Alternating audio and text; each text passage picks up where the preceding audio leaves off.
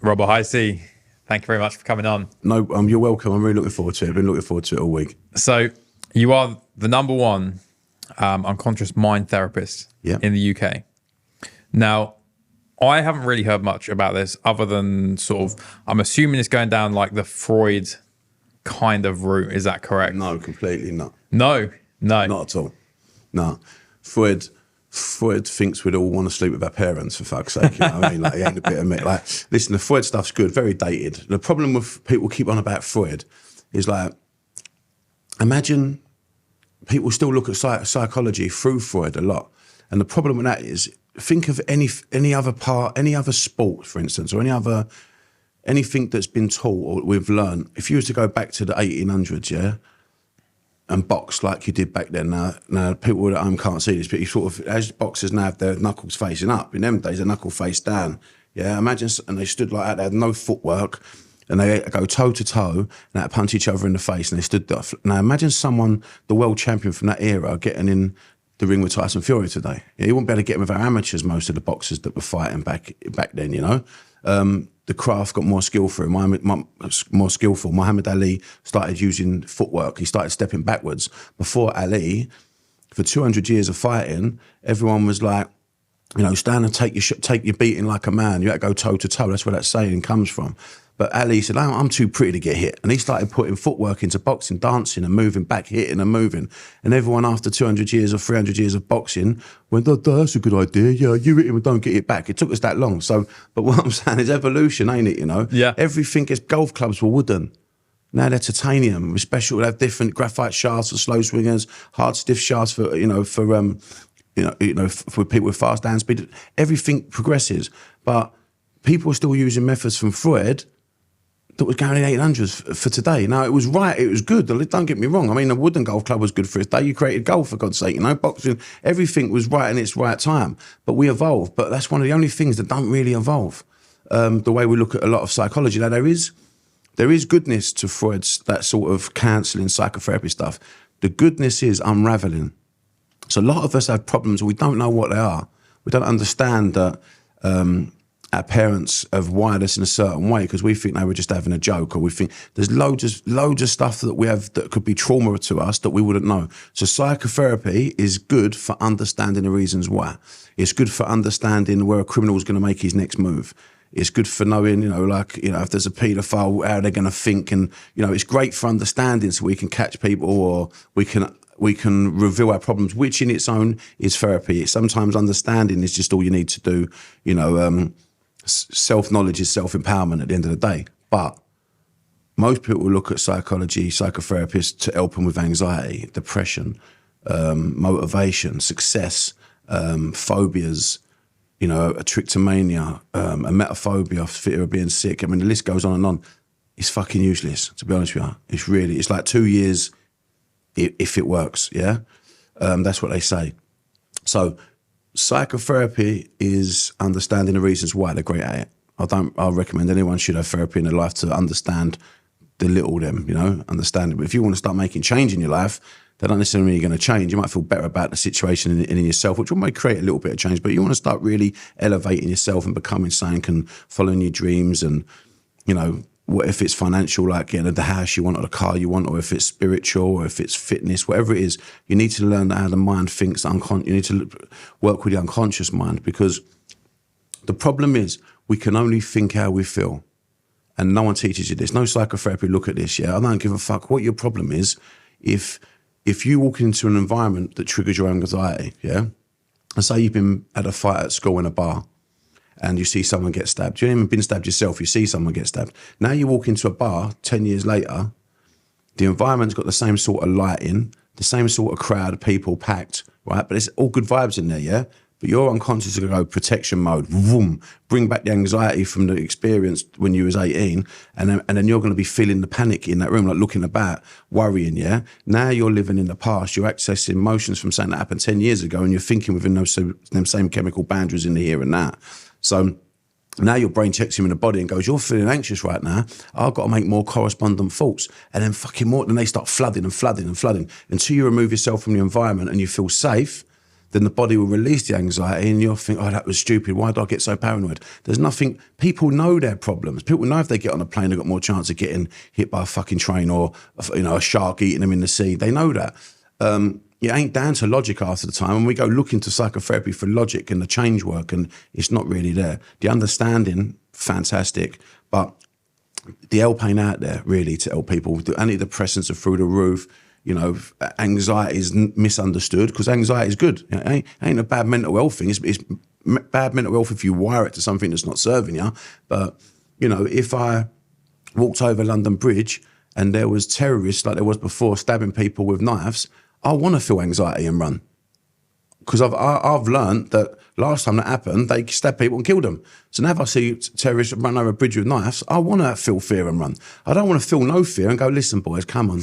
You know, think about what you're doing. They're going to plunge me, aren't they? So, you know, in its right area, anxiety is perfect. If you was a caveman, you see a lion eat your friend, next time you see a lion, you're going to feel fear.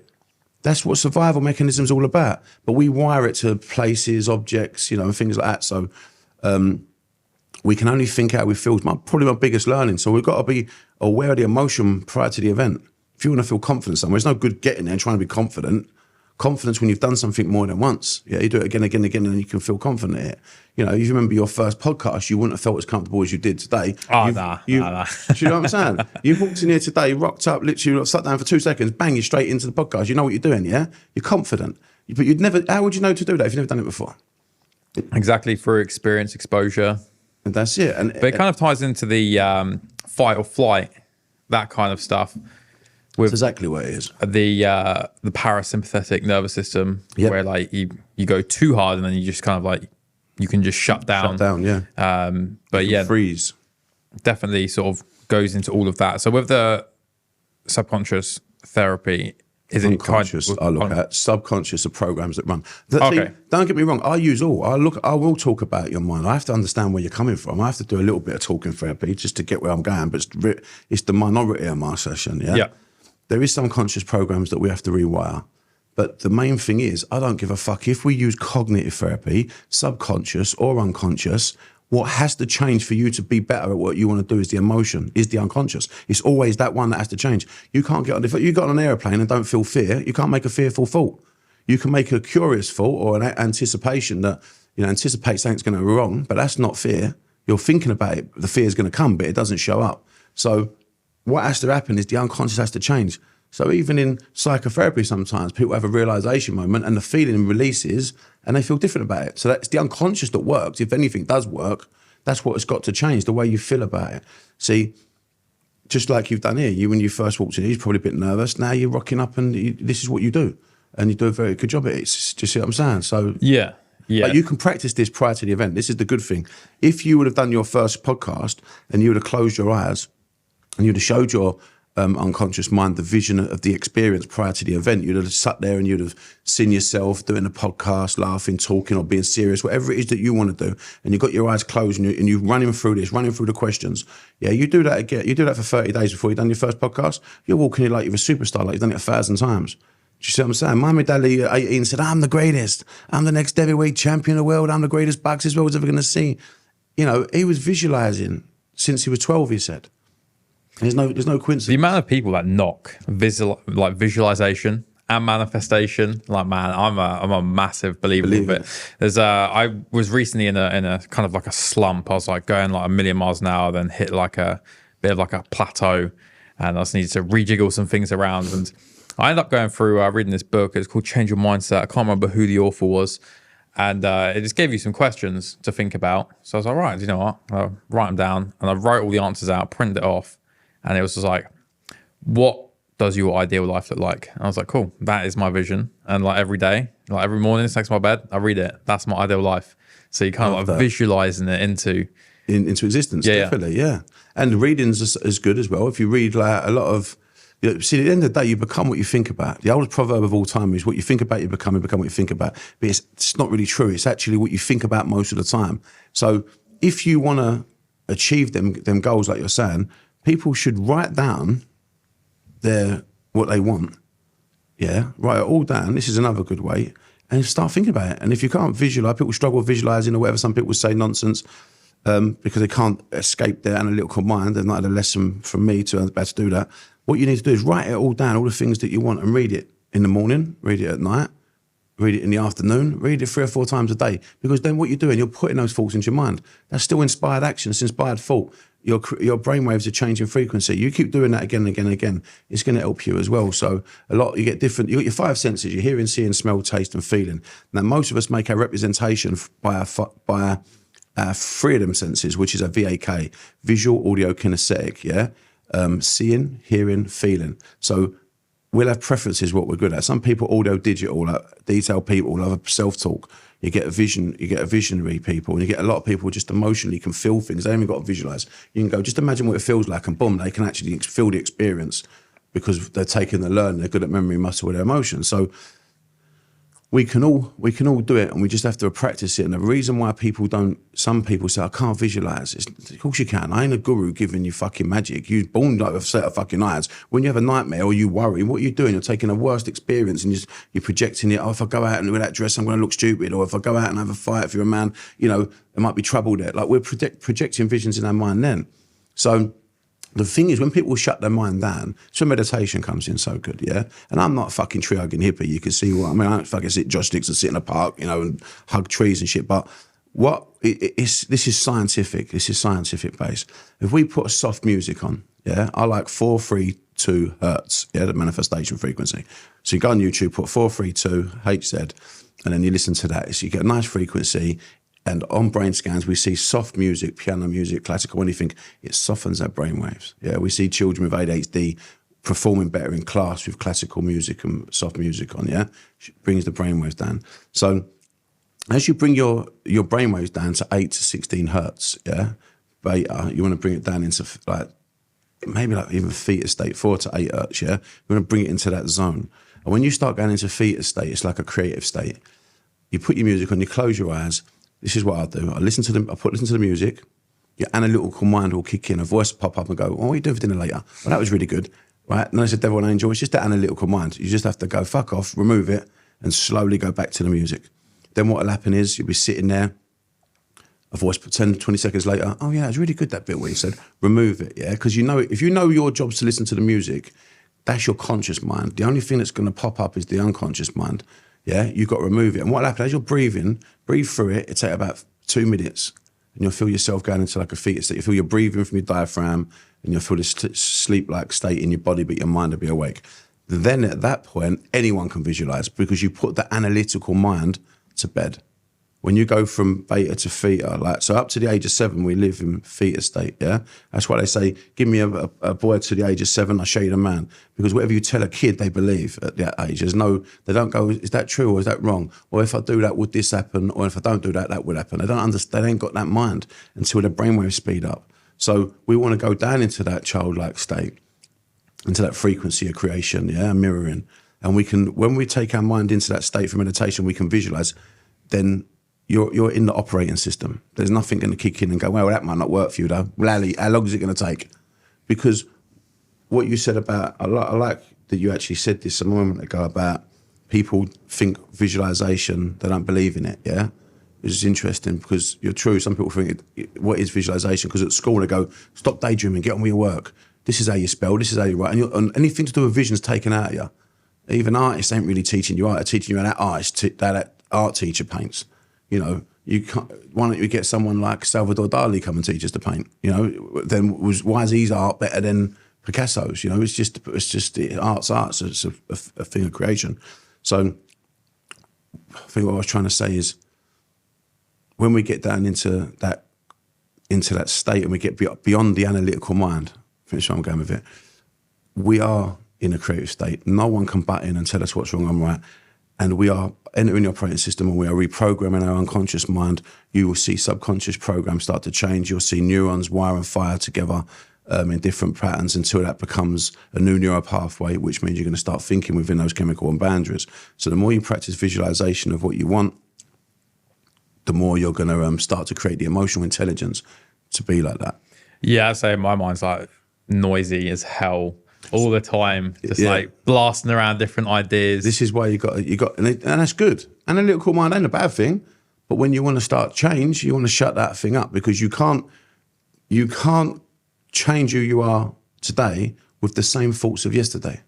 Yeah. And then programs are running. You know, your brain makes 58,000 to 68,000 thoughts a day. So because you decide not to speak consciously, this thing's just going to go bam, bam, bam, bam, bam, bam. So you need to direct it. So, see, your brain's job ain't to create something good for you. It ain't going to go, you know what, let's think loads of wonderful things today. Yeah, it don't do that. If you leave your job to your brain to its own accord, it's surviving. What could go wrong? How bad's it going to be if that happens? It's trying to protect you from the worst outcome, so you can beat it. You don't need to practice that. That's the last thing you need to do. Do you know what I mean? Your job is to focus on the goals, on the good things, and you've got to train your brain to do that. Because the minute you stop and you let it go unconscious and subconscious, you're back in the past. It can't create a thought.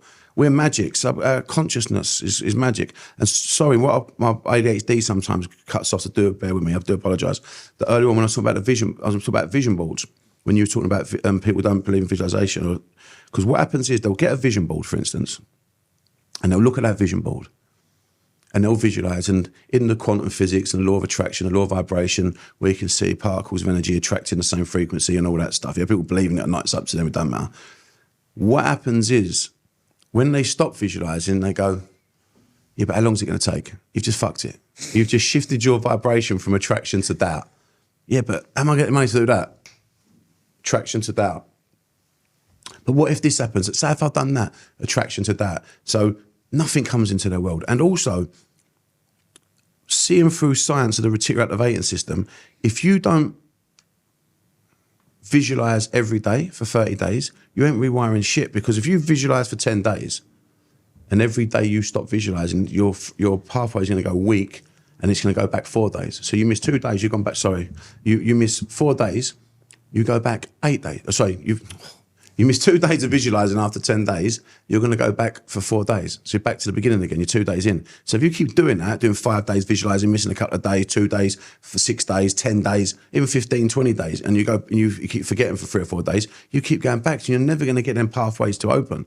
You have to rebuild the pathway for it to really connect. You need to be feeling that experience every minute of the day, and you can only do that once the pathway is built. So you need to visualize every single day the same thing as like a little goal, and you're not doing 100 push-ups. You're not going from, you're not thinking bad thoughts. It's only you seeing yourself better than who you are today. That's it. Do you know what I mean? Going back to like from when you're born to 7, like that's like your brain's like the moldable state. Do you think that's where people's unconscious beliefs come from, like imprinted on, and then you still create them after? You still create them after.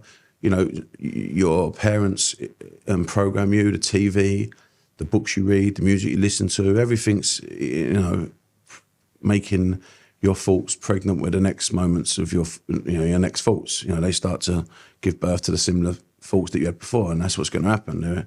It's to keep impregnating each other with the next one and the next one and the next one and the next one. And we are definitely programmed by our peers and people around us in school, and as we get older, loved ones, girlfriends, experiences.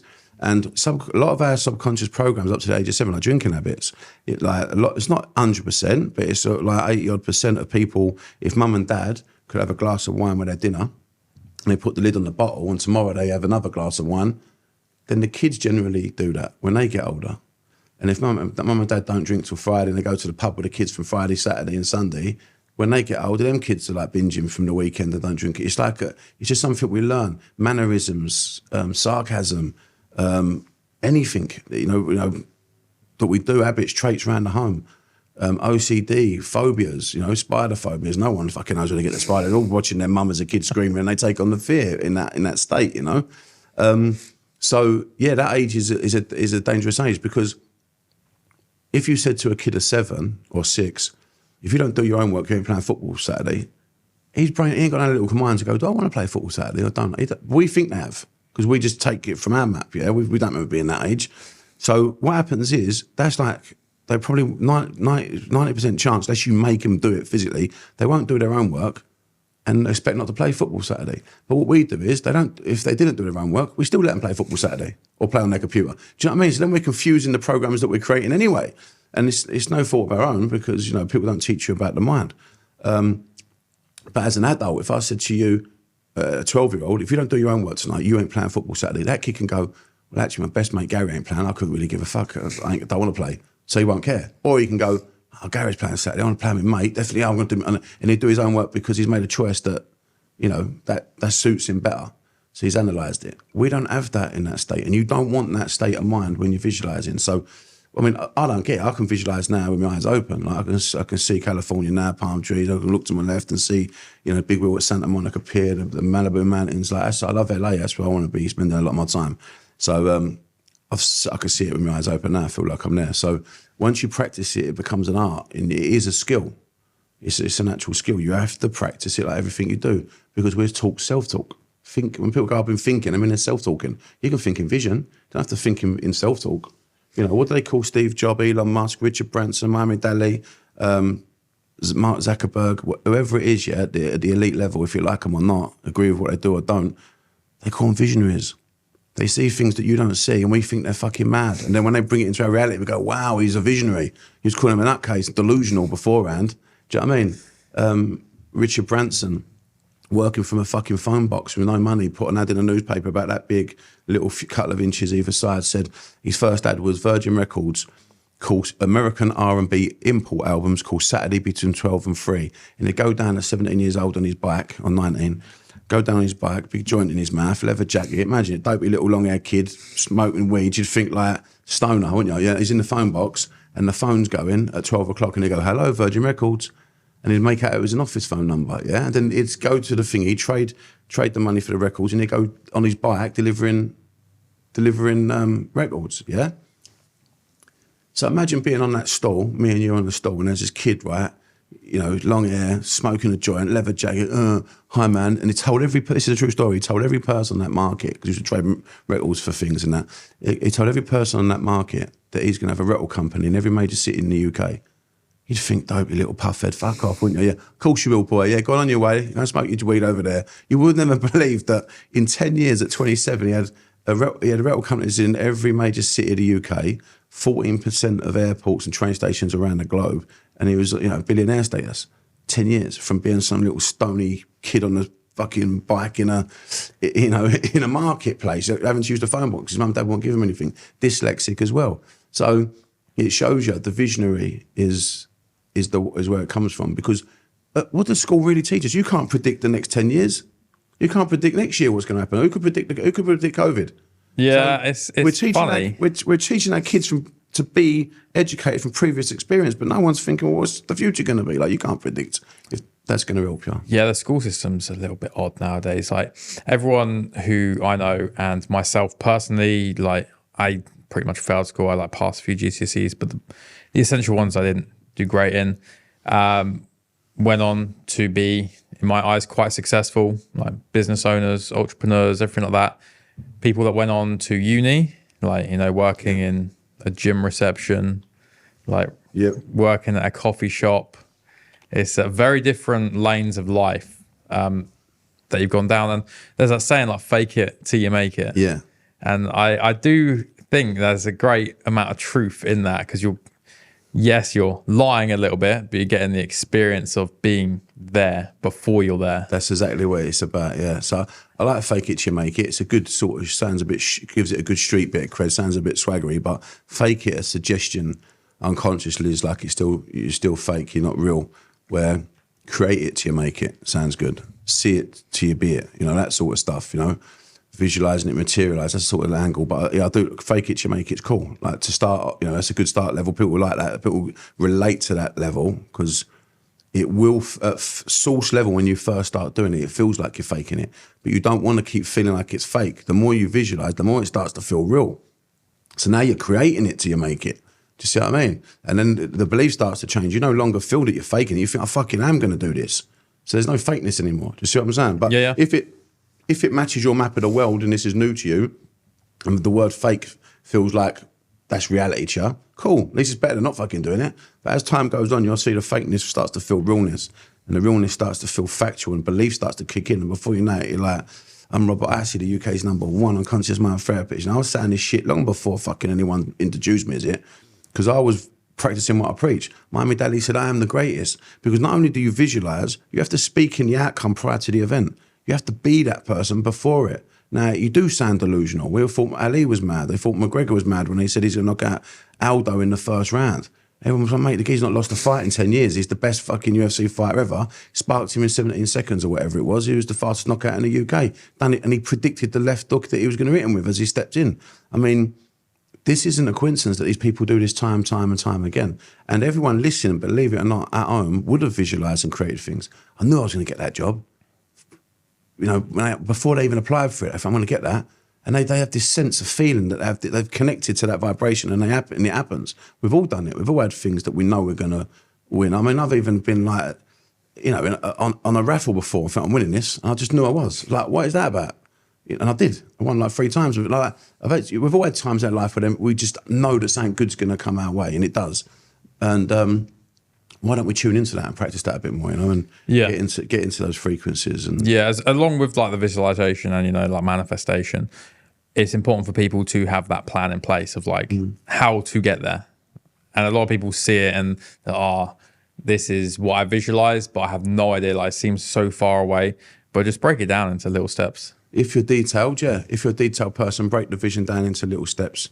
Visualize a little section, visualize a little section, visualize a little section.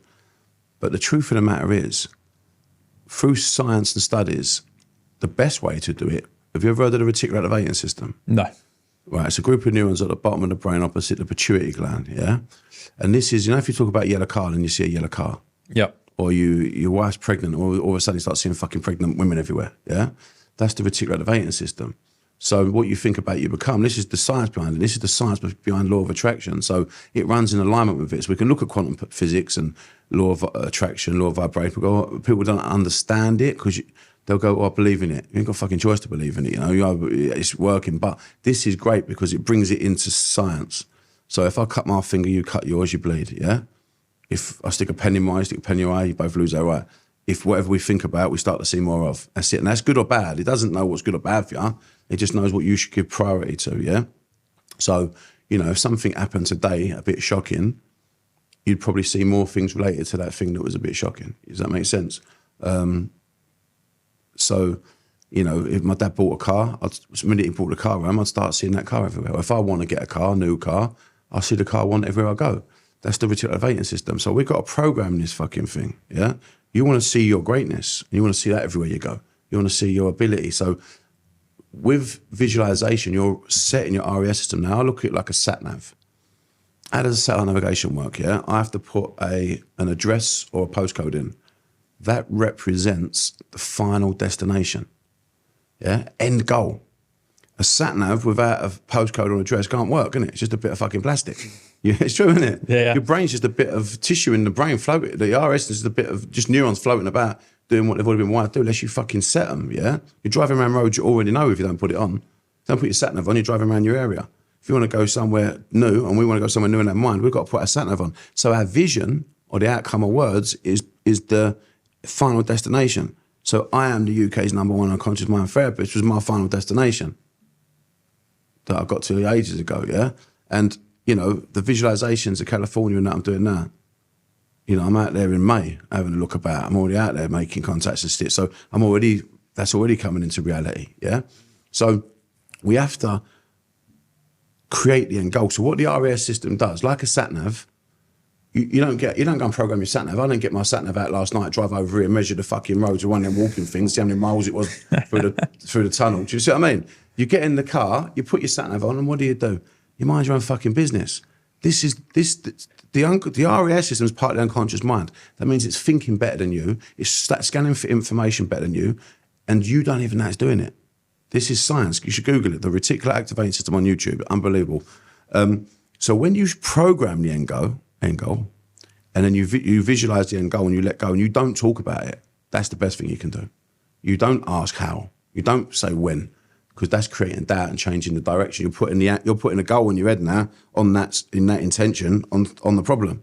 So you just visualize the end goal and shut your mouth. So years ago, with law of attraction, they go, put it out into the universe and let it go. Well, this is the science behind that. Fucking visualize or talk as if it's here and then shut your fucking mouth. Mind your own business. Because if I get in my car and put my sat-nav on to go home, that's like me saying, if I was supposed to know the journey, how do I know what cars at the next set traffic lights I get to? How am I going to know? Will it be green or will it be red? How the fuck can I predict that? None of us can. Yeah, I don't even know if I can go. I mean, it could have been an oil spillage or a crash, and I've got to then go back into London over Tower Bridge to go where I'm going next. You see what I'm saying? We can't predict the journey, but we know we're going to get to the end goal. My sat nav's always going to get me there if it's got to redirect me. So that's the same as the reticular activating system. We have to stay focused to the outcome, mind our own business. That's the hard thing, because schools taught us how not to make mistakes. So these guys you were talking about at university, they're good problem solvers. The more academic you are, the more you'll see problems to overcome, and you'll be good at it and to achieve. Yeah. So in academic roles of work, you're going to be able to handle much more than the average person of problem solving and intense detailed problem solving, and that means that you can get paid more money generally. Yeah. But as a creator, as you said about earlier, people who left school, didn't do too well, dyslexic, that's because they're less academic, they're less problem solving, and they're more end goal. They're more like visionaries, the end goal. So you'll see most big picture people are the entrepreneurs, which is against school. It's complete opposite to what schools say. And the detail people are the great workers. Now we need both. And there's nothing wrong with that. You know, if you want to be a doctor or a lawyer and that's your vision, that's fucking fantastic. Yeah. But what I'm saying is you have to have a vision. I don't care if you have to chunk up, like you said, in detail, step by step into the view, because detail people don't see the end goal. They have to have the information, some sort of map. So they have to visualize have like 4 or 5 steps, but you have to let go of some of it though. Yeah, see, I'm a reverse engineer. I have the end goal. Yeah, same as me. You're big picture. Go back. Yeah, that's me. So big picture people, entrepreneurs, people that are creative, they'll have the big picture first, then we chunk backwards. So it's like me, if I watch a film, I love true life stories. Do you know why? I know what's fucking happened. I know Elvis was dead. I know he was a rock star. Do you know what I'm saying? So I love, you know, if I went into my pals and I said, I watched this film, I go, what is it? I go, I'm not telling you, mate, you got to watch it. I go, mate, I'm not fucking watching it. There's no way I'm watching that film until you tell me what it's fucking about. Do you know what I mean? Because I've got an idea what the ending's about, then I watch it. But I could never watch it. People go to me, don't tell me the ending. I think, what? I can't wait for you to tell me the ending before I even watch it, because then I know what I'm going up against. So you're like me, big pictures, because it's a big thing in that, you know, big picture. Yeah. It's weird that people work in the opposite way. Like to me, like someone saying like, oh, like from where I am now, I need to go to here, to here, to here, to here. It just confuses me. I don't know what the fuck you're talking about. Yeah. But then if someone says, right, this is my goal. Now I've got to go work backwards. Yeah. That I'm like, yep, cool. Yeah. If they told you the outcome first, then I've got to go. See, when I look at it, if someone come into you and went, how's your day, mate? They go, Rob, you ain't believe what happened. I go, what? Now, a detailed person, I go, what? I walked into the office. I'm thinking, yeah, and already I'm thinking, and I walked into the office and I walked up these stairs, and then these marble stairs, you know, like in that movie the other day, them sort of marble stairs, they look like that, they do. I don't give a fuck. I'm not interested. I've got no idea what he's going with it. So now I've looked at, he's walked into an office and a set of marble steps. Means nothing to me, right? And he's like, walking up the stairs, I see John and Julie walk down. They looked a bit funny on their face for me. So I walked up and I'm already going, well, go on, what happened then?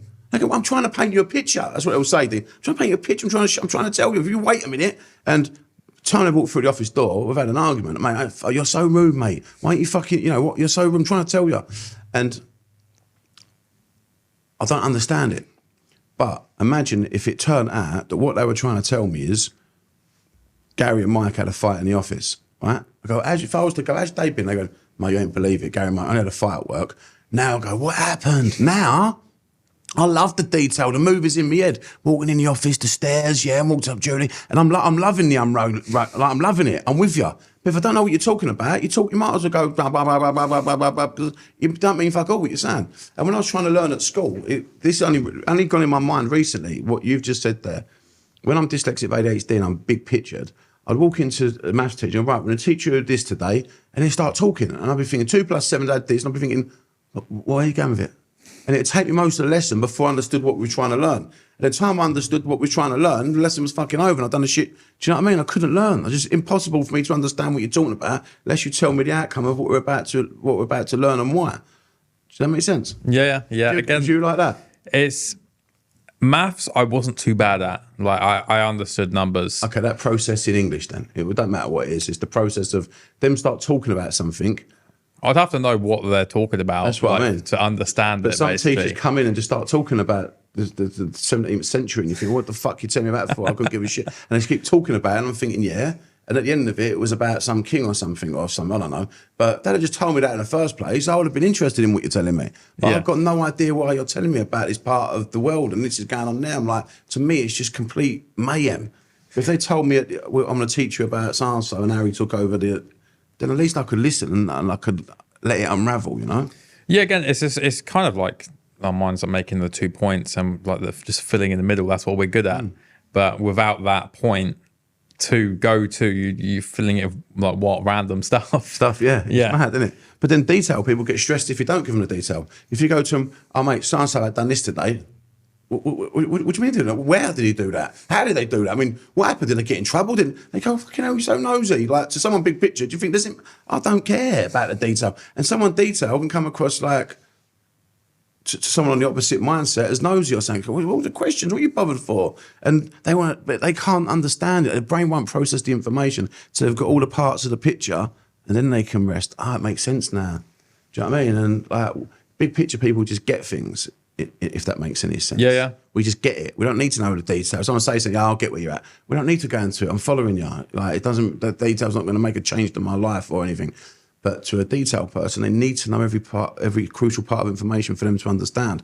So you get a conflict sometimes with boyfriend and girlfriend. One's big pictured and one's, detailed. We've got planners and spontaneousness. You're either one or the other. It's going to cause conflict.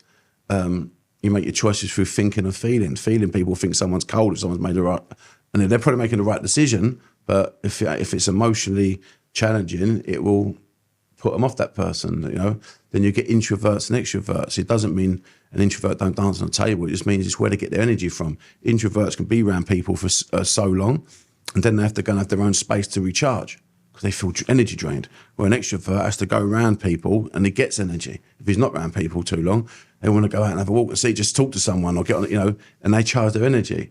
So even that can be frustrating in a relationship because a man or a woman can come home from work and go, I'm just going to lay down, and the partner go, I've been doing dinner, how rude are you? You're cooking your dinner, you want to just blank me? I'm such a prick, And this stuff happens. But all he's doing is go and lay down, give him 10, 15 minutes, or her, to lay down, put their headphones on, and they'll come up for after work, and they'll be brand new. Do you know what I'm saying? But if you don't understand this about your spouse or your partner, all these things with a mind is so hard, and they're not difficult to learn. They should teach them in schools, and they should teach parents about the unconscious mind before being a parent, because that's critical at year 1 to 7, to create a good mindset and long-lasting habits.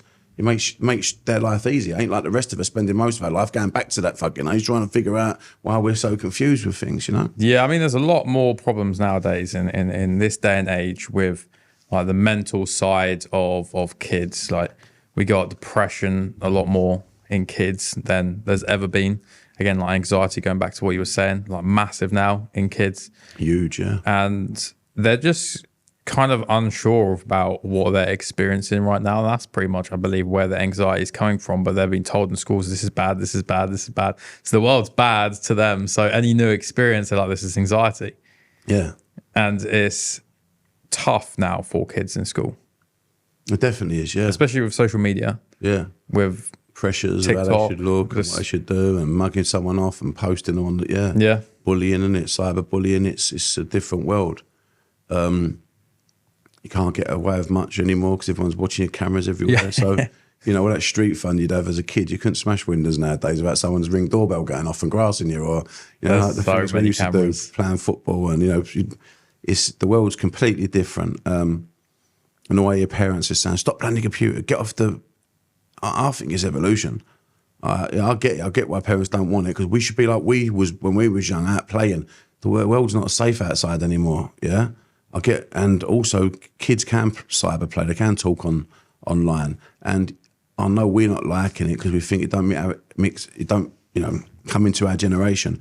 But I believe evolution. We're going to live in fucking space one day. It's going to be too much radiation here. The sun's going to hit the earth at one point. It's going to fucking explode. Everyone's going to die. So we need to go into this world. I believe whatever we're doing is for a reason. I believe that we're going into this cyber world so we can elevate into where the future lies for us. We're survivors, and the human race. Tell me anything more amazing than the consciousness of a human being that can visualize and create things. Like, if you look around this room now, see if you can find me anything in this room that never started as a thought. Except for what comes from nature and the earth in its original form, like trees, plants, cats, dogs, wind, rain, sounds, no human beings and the oxygen. Everything in here was once created from the beginning of mankind till today as a vision in the mind before it was created. Like this table was made of wood, yeah? But it's not a fucking table tree. You don't grow trees with like a seed. You have to cut a tree down and someone has to visualize making it, yeah? And then they start to make it in their mind. Then it gets created outside here in your reality. You get created outside of you. If you don't see yourself better than who you are today, how the fuck is it going to get created? How's the RS system going to direct you and take you there? How's the neurons and the particle in your brain starting to rewire and make new pathways? How is the atoms and molecules going to start shifting vibration to come together? They all run in alignment with one. Pick whichever one you want and stick with it, because they all run in alignment with each other. Yeah, I'm a big fan of ancient philosophy, like the ancient thinkers of Greece and Rome, stuff like that. So even like it's like 2,000-3,000 years ago, the methods of thinking can be so relevant in today's society of, especially like Stoicism is what I'm a big believer in. So what is that? Stoicism.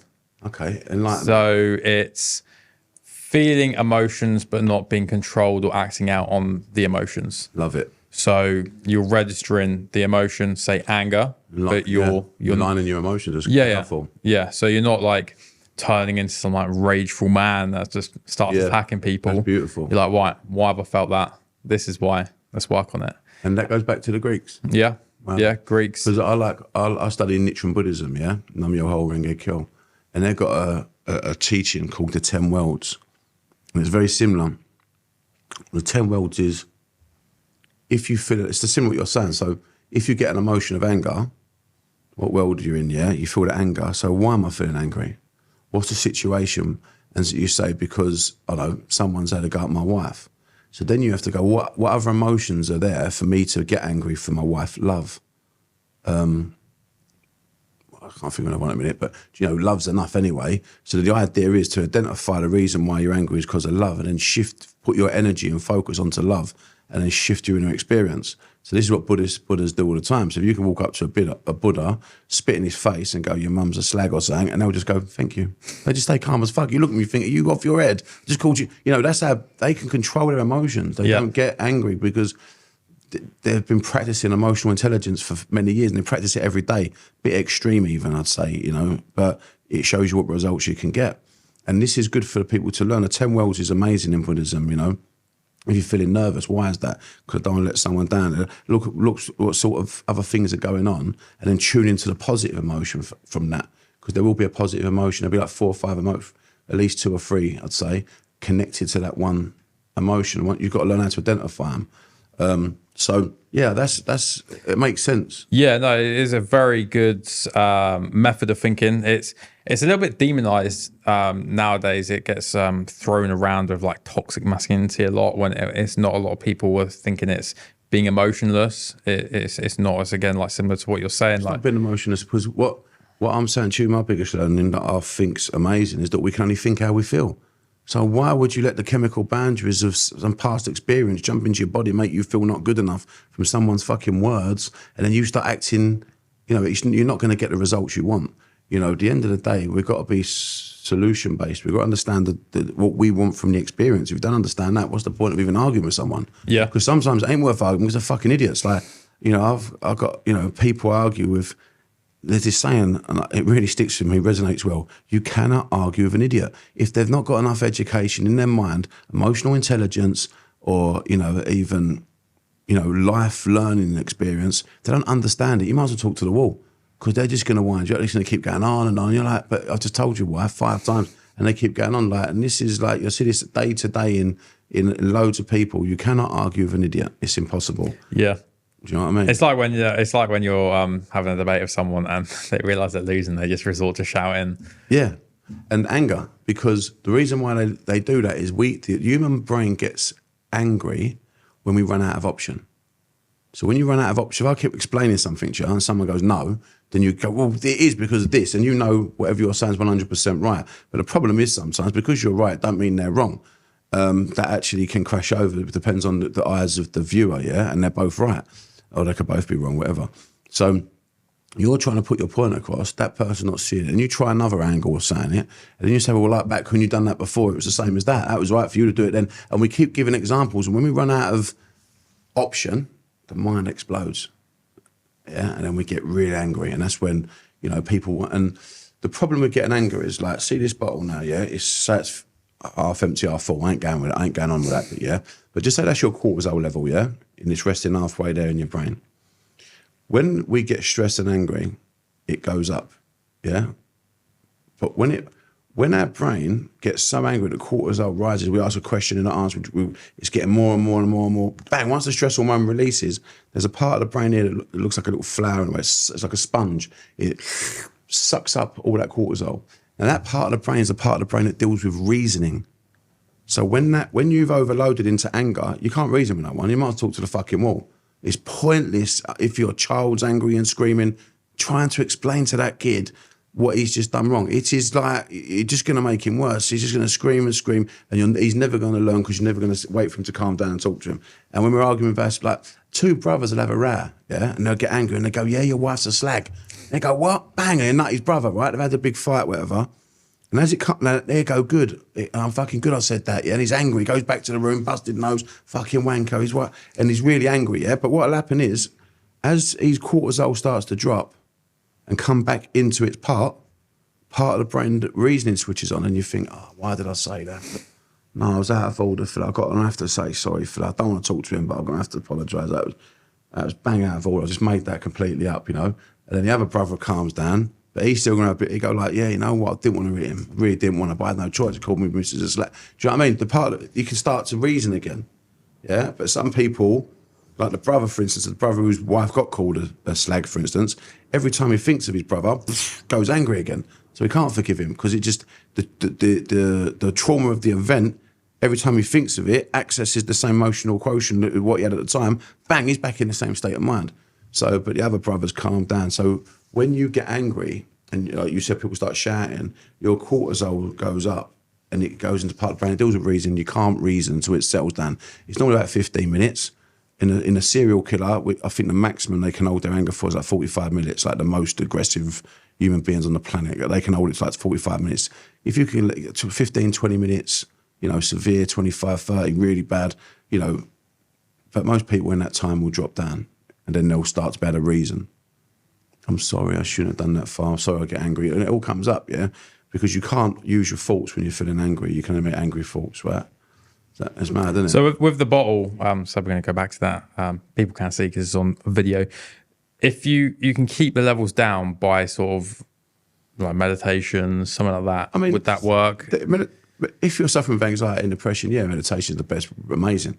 But that could happen to anybody. Like when you're having an argument with someone at work, it could be your spouse, it could be your kids. We can all have an argument and get for no reason over something stupid sometimes, you know. A football match, they're better than him. No, I think he's a much better. We can get them spiked. We won't go into one and beat out into rage and anger, but we'll go up. We can lift it pretty easy.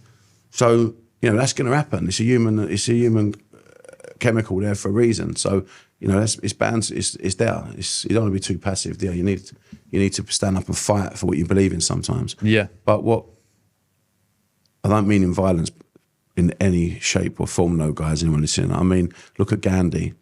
He had to get his cortisol levels popping. He had to get angry, but he beat the British Empire with love.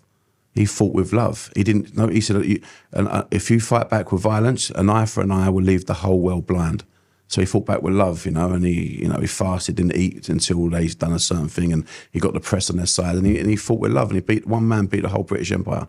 So you know, but he still couldn't be too passive. He had to get angry to get the.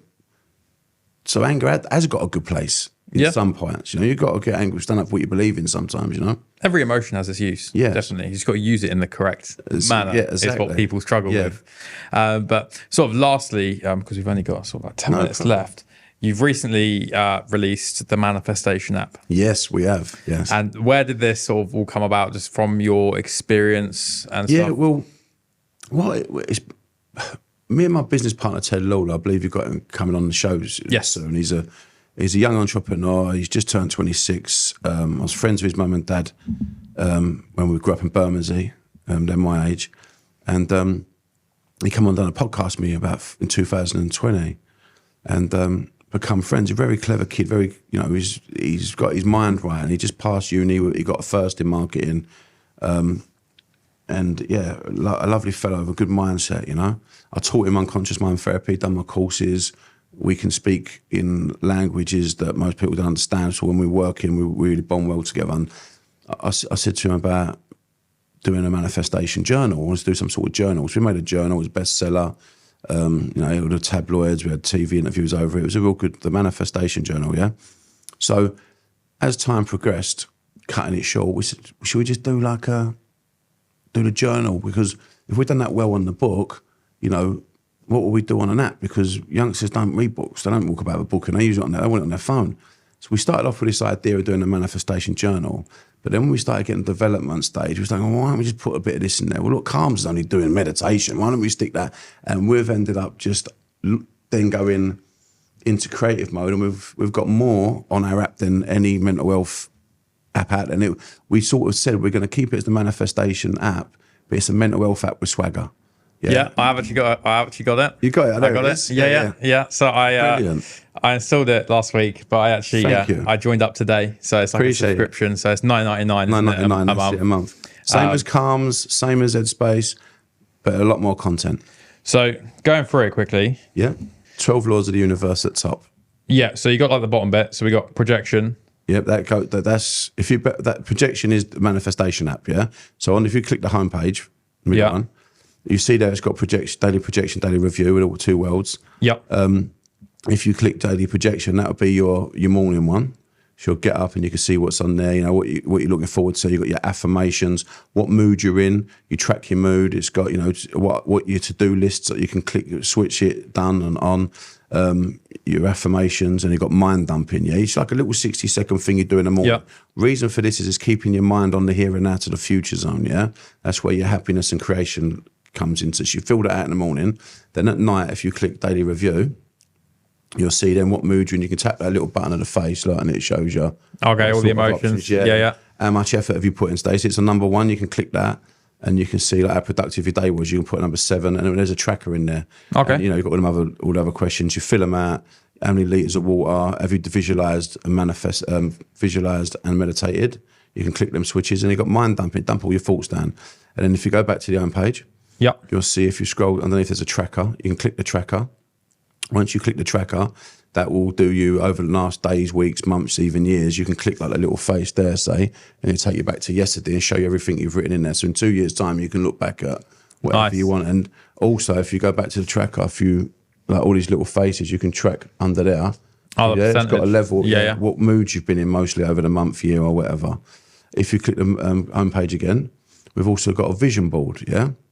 So you click your vision board, and you can put your pictures in, your car, your wife, your holidays, your podcast, being number 1. Yeah. And then you can do your vision boards for 30 days.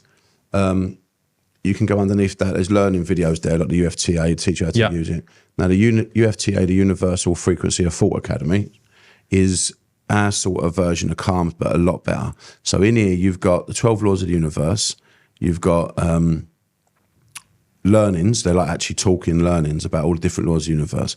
You have the meditations, like what Calms as, the meditations from anxiety, depression, motivation, and so on. You've got unconscious mind therapy in there. So is it further down? Oh, okay, yeah. See that? You got so I'll give you one like this one here. This is a meditation. So see if you've got unconscious mind therapy that does, anxiety, depression, successful mindsets, visualizations, the reticular activating system. Okay, so it's like it's not like, is it like a visual video, or is it? No, that's just like the same as Calms, a visual, and there is visual video, but it's just for you to close your eyes and meditate to. So that's a guided meditation. Yeah. So if you look under the guided meditation and you go down, you'll see the UMT section. It's got visualization. We've got visualization courses talking about different parts of the brain, and sleep meditations, anxiety, self-meditation, breath work in there, like Wim Hof breath work that Ted does, and so on, motivation, yeah? Yeah. And then if you go back to the home page, quickly underneath that, you have the temple. The temple is like our version of our little social media platform. So people have got a safe environment. So it's not like Facebook where you're going to get trolls because you have to subscribe. So we can keep it a safe environment for people to talk. And okay, so it's like a feed almost. So it's everyone putting their stuff in. Yep, that's exactly it. And then nice. At the end of it, you've got a podcast. And if you click that, you see all the podcasts in there. And there's like little bits at the bottom, little real bits. We've got Michael Bisping, Dame Kelly Holmes. Like this geezer here, Let's have a look. So, like Teo, yeah? Listen to this, have a listen to this. This two-time world champion, yeah? It was one of the lucky ones where I grew up 10 minutes from the London Olympic Stadium. So even when it was in the scaffolding stage, the building stage, I used to ride my bike around there and just dream about being in the middle of the stadium, being on the podium. Yeah, I used to just soak it all in. Why building the vision? I used to imagine that stadium was full. okay, so again, He became two-time world champion and two-time gold medalist. So he'd be driving around, like all stories. He'd be driving around the Olympic Stadium when he was a kid on his bike, thinking, "Wow, I'll be here one day," and he did. Now he's like, the best in the world. Yeah. At Taekwondo. So we've got Michael Bisping's on there, UFC fighter, Dame Kelly Holmes, Wayne Lineker, all these people, big visionaries, and Johnny Nelson. It's really good to hear their stories, how they get to where they're going to go. But so it's all learning for the mind. It's all moving forward, and yeah. It's on the App Store, and is it on Android as well? We're working on Android now. We're having some debugging situations for the last 3 weeks. It's driving mental. It will be on Android within the next week or two, fingers crossed. But it's on Apple, and you can download it now. The Manifestation app is a black and purple logo. And get downloading it. And I tell you what, anyone listening, I'll give a 3-month trial for you. If you type in Manifest in the redeem section, you'll get a 30-day free trial. Perfect. Robert Hisee, thank you very much. Thank you very much. I really enjoyed it. Thank you. You're a gentleman. Thank you.